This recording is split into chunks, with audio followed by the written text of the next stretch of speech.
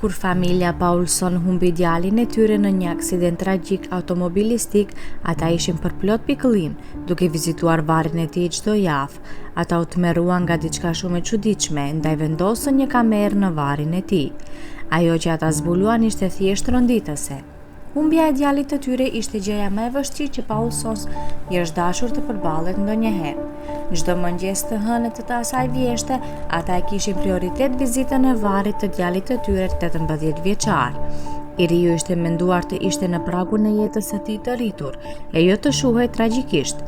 Duke parë varrin e tij, i ndihmoi të pajtoheshin me të gjitha, por një ditë u rastësisi të vunë re diçka shumë të çuditshme. Pranë luleve të tyre të vjetra të një jave më parë, shtrihej një trëndafil i vetëm i freskët, që dukej sikur sapo ishte hedhur atje. Në fillim nuk i kishin kushtuar vëmendje luleve sepse varri i tij ishte i përmbytur me homazhe nga shokët e shkollës dhe njerëzit e tjerë që e donin. Por tani që kishte kaluar mjaft kohë, ishin vetëm lulet e prindërve të tij që ishin vendosur atje, dhe tani trëndafili vetëm misterios. Herën e parë që vunë re trëndafilin e vetëm, nuk ishin shumë të shqetësuar. Ata thjesht supozuan se dikush kishte ardhur për të vizituar. Por kur filloi të bëhej një dukuri e përjavshme, ata nuk mund të mos habiteshin. Zonja Paulson veçanërisht kishte një ndjenjë shumë të fortë për simbolikën e lulës së vetme. Ajo ishte e bindur se ata duhet ta zbulonin historinë pas saj. Ndoshta kjo mund t'i çonte edhe për ata që kishte ndodhur me djalin e tyre atë natë fatale. Ishte një natë e zakonshme e martë. Paulsonët hëngrën darkë së bashku si gjithmonë, dhe më pas Taylor u ngjit në dhomën e tij për të përfunduar studimet. Ai po aplikonte në kolegje dhe po bëhej gati të largohej nga foleja. Prindërit e tij ishin jashtëzakonisht krenar për përkushtimin e tij në jetën e tij shkollore. Ata e dinin se ai do të shkonte larg. Ai kishte qëndrimin e duhur për të arritur sukses në jetë.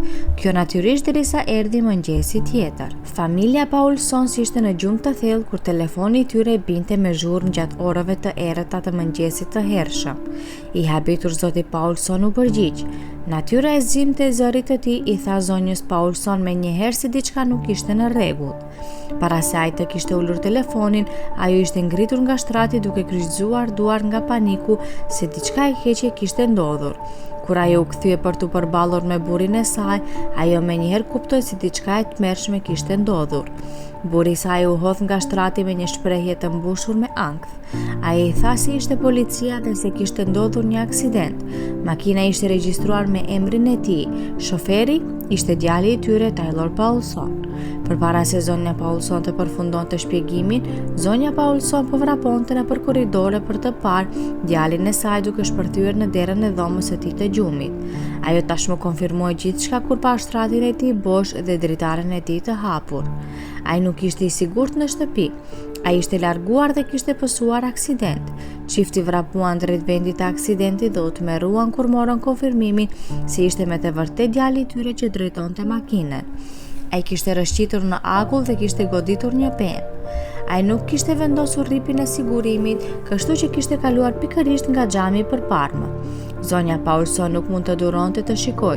Ai u rrëzua në bar pikërisht aty dhe më pas, duke shikuar me syt jashtë trupi i saj i dhemte për djalin e saj të humbur. Zotri Paulson ishte i zemëruar. Pse djali i tij ishte në rrugë gjatë kushteve kaq të tmerrshme të motit? Pse nuk u kishte thënë se do të dilte? Si prindër, ata ndjeheshin të shkatëruar që ai kishte dalë tinës atë natë, se nuk ishte aty ku ata mendonin se kishte qenë. Tani ata duhet të përballishin me një realitet që asnjë prind nuk duhet ta bëjë kurrë. Aksidenti në vetvete nuk ishte një mister. Logjistika dhe fizika i shpjeguan të gjitha. Megjithatë, kishte një mister që rrotulloi rreth faktit se ai ishte në rrugë në atë kohë. Pyetja ishte pse. Paulsonët kishin marrë kohën e tyre duke kërkuar vazhdimisht grupin e tij të miqve për të parë nëse dinin ndonjë gjë, por askush nuk dukej se dinte gjë. Ata kishin po aq informacione sa prindërit e tij. Tani me trëndafilin misterios që shfaqet në varr çdo javë, Paulsons nuk mund të mos mendojë se ai ishte i lidhur me ngjarjen që djalit të tyre. Pra ata duhet të bënin diçka. Ata shkuan në dyqanin lokal të teknologjisë dhe morën një kamerë. Më pas zotri Paulson e ngjiti në varr në disa lule që e fiksoi te guri i varrit. Ata donin një pamje të mirë se kush vinte çdo javë. Pritja ishte torturuese. Ata e dinin se pas vendosjes së kamerës do të duhej të vazhdonin rutinën e tyre të zakonshme. Kjo ishte shumë më e vështirë se sa dukej.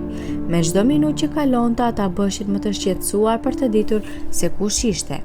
Më në fund, afati që ata kishin vendosur kaloi dhe erdhi koha për të shkuar e për të vizituar varin. Pasi arritën atje, ata rrëmbyen kamerën dhe e çuan në shtëpi për të parë se çfarë duhej të tregonte pamja për vizitorin misterios. Ajo që ata zbuluan ishte jashtëzakonisht e çuditshme. Në pamje të thjeshtë të varit, ata pan një vajzë të re të bukur që vendosi një trëndafil të vetëm mbi varin e tij. Kur ajo ngrit në këmbë, pan se ishte shtatzënë.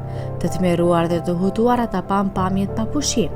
Ata kur nuk e kishin parë këtë vajzë më parë dhe pyesnin veten se si kishte njohur djalin e tyre. Ata ja quan pamjet mikut më të mirë të Taylor dhe pyetën nëse e dinte se kush ishte vajza. Nga pamja në fytyrën e tij, ata e kuptuan menjëherë se ishin në rrugën e duhur. Sigurisht ai e njihte atë. Ai tha me dëshpërim se Taylor kishte dalur me të pa e ditur shumë njerëz. Zonja Paulson u habit kur e dëgjoi këtë. Ajo mendonte se e njihte mirë djalin e saj, si nuk e kishte vënë re këtë. Shoku u dha adresën e vajzës. Ata shkuan drejt në shtëpinë e saj dhe trokitën në derën e saj. Vajza nga videoja Violet ju përgjigj. Zonja Paulson e shikoi lart e poshtë. Ajo duhet të ishte të paktën 6 muajshe shtatzënë. Në momentin që Violet pase kush ishte në derë, u përpoq ta mbyllte, por ata arritën ta hapnin derën. Ata ju lutën vetëm për një moment që të flisnin me të. Violet hapi derën me zhgënjim dhe i ftoi brenda. Ata ulën në dhomën e ndenjes duke vështruar në siklet njëri tjetrin, derisa zonja Paulson mori guximin për të folur. Ajo i ka treguar Violetës videon që kishte nga varrezat. I shpjegoi se e dinte se Violet e kishte dalë me djalin e saj. Me të dëgjuar këtë, Violet shpërtheu në lot. Ajo qau në mënyrë histerike para çiftit derisa zoti Paulson u ngrit dhe filloi ta ngushëlloj. Ajo arriti të marrë disa frymë thellë dhe më pas gjeti zërin e saj. Ajo që tha më pas, thjesht i tronditi ata deri në palc. Violeta konfirmoi se ajo dhe Taylor në fakt ishin takuar me njërin tjetrin. Ajo shikoi nga poshtë barkun e saj të fryrë dhe fërkoi butësisht. Ajo ishte shtatzënë me fëmijën e tij. Me të dëgjuar këtë, zonja Paulson ishte në lot. Tani ishte ajo që qante. Djali i saj kishte një fëmijë rrugës. Si nuk e dinte ajo këtë? Pse nuk i kishte thënë? Por tronditja nuk mbaroi me kaq. Zoti Paulson e pyeti Violetën pse ajo kishte qëndruar larg pasi Taylor kishte vdekur. Ai ishte i lumtur që e pranoi atë në familjen e tij, por nuk mund ta kuptonte pse ajo do të kishte ndjerë nevojën për të qëndruar larg. Me këtë ajo shpërtheu në lot dhe një herë. Ajo këmbënguli se ata nuk kishin nevojë ta dinin, se do ta urenin nëse do ta dinin. Ajo që ata dëgjuan ju thye zemra për vajzën. Ajo shpjegoi se kishte kaluar një natë të ashpër natën që Taylor vdiq dhe ajo kishte dëshpërimisht nevojë për Taylor. Pra ajo e kishte thirrur që të vinte. Problemi vetëm ishte që ai duhej të shkonte në shtëpi në orët e para të mëngjesit të nesër, sepse ishte pa gjumë. Duke udhëtuar për në shtëpi, ai ishte përplasur me pemën dhe kishte vdekur. Violet fajsoi veten për vdekjen e të dashurit të saj dhe për këtë ishte fshehur nga familja e tij. Duke parë nënën e nipit të tyre, Paulson ndjeshin empatik për vajzën e ëmbël. Nuk ishte faji i saj dhe nuk duhej të ndjente se ishte. Ata ja bën shumë të qartë këtë. E lehtësuar por ende tronditur, Violet u shpjegoi atyre pse e kishin mbajtur të fshehur lidhjen dhe shtatzaninë e saj nga të dy familjet e tyre. Ata nuk kishin pritur që të mbeteshte shtatzënë në moshën 18 vjeçare dhe kishin frikë se disa nga familjet e tyre do t'i gjykonin ose do të thoshin të jepnin fëmijën për birësim. Ata kishin vendosur ta mbanin të fshehtë për aq kohë sa të mundeshin. Paulson smorën një pëshërëtim të madhe lehtësimi, duke pasur parasysh se tani, për herë të parë ata kishin një ndjenjë që misteri i vdekjes së djalit dhe gjërave në jetën e tij përfundimisht ishte zbardhur. Ata e përqafuan Violetën dhe siguruan se do të ishin aty nëse do t'i duhej diçka. Ata ishin shumë e njohës asaj që mbante nipin e tyre, një fëmijë që do t'i lidh përgjithmonë me djalin e tyre të ndjekë. Fatmirësisht ata kishin vendosur kamerën dhe e gjetën Violetën. Tani ata mund të fillojnë një aventurë të re me nipin e tyre të ardhshëm dhe të jetojnë në kujtimin e dashur të djalit të tyre të ëmbël. A mendoni se Taylor kishte të drejtë që fshehu këtë situatë nga prindërit e tij? A do të kishit menduar ndonjëherë të vendosnit kamera në varrezë për të gjetur përgjigje të tilla? A mendoni se është etike? Na tregoni mendimet tuaja në koment më poshtë. Faleminderit që na ndiqni dhe mos harroni të bëni subscribe kanalin ton dhe të klikoni zilën për më tepër video si kjo.